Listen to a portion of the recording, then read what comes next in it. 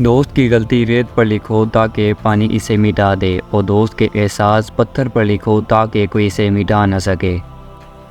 جب حق پر رہتے ہوئے تمہاری مخالفت حد سے بڑھنے لگے تو سمجھو کہ اللہ تمہیں کوئی مقام دینے والا ہے۔ جب میری دعا قبول ہو تو میں خوش ہوتا ہوں کہ اس میں میری مرضی ہے، اور جب قبول نہ ہو تو میں اور خوش ہوتا ہوں کیونکہ اس میں میرے خدا کی مرضی ہے۔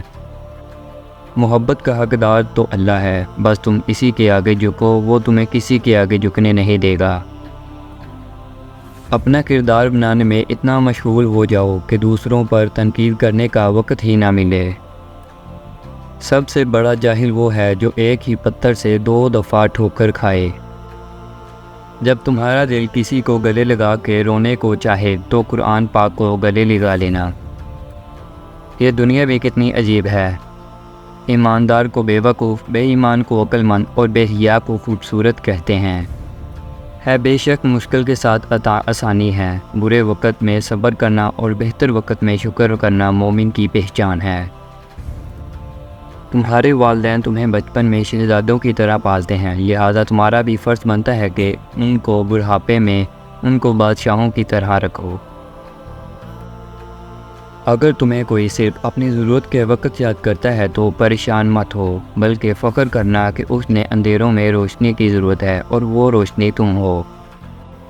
اپنی جوانی کے دھوکے میں مت آنا کہ یہ عنقریب تم سے چھین لی جائے گی۔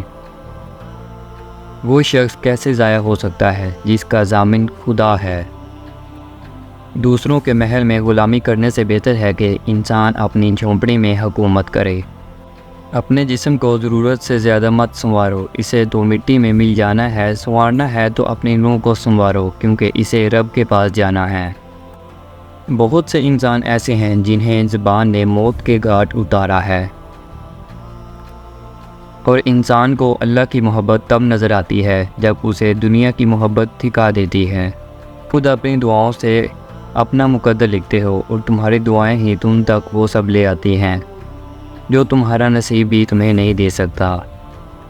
صرف 2 لوگ ہی مقدر والے ہوتے ہیں، ایک وہ جنہیں وفادار دوست ملتا ہے اور دوسرا وہ جن کے پاس ماں کی دعائیں ہوتی ہیں۔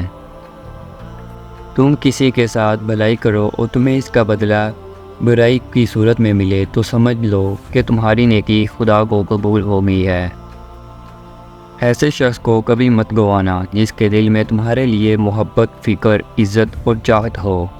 نہ ہوا کرو، اللہ نے تمہارا مستقبل تمہاری سوچ سے بہتر لکھا ہوا ہے، کیونکہ جو مقدر لکھنے والی ذات ہے اس کے پاس مقدر بدلنے کا بھی اختیار ہے۔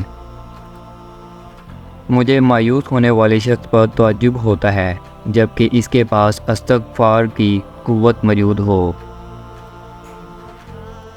جب آپ کچھ نہ کر سکیں تو اپنی دعاؤں میں اضافہ کر دیں، کیونکہ اللہ کے سوا کوئی آپ کو کچھ نہیں دے سکتا۔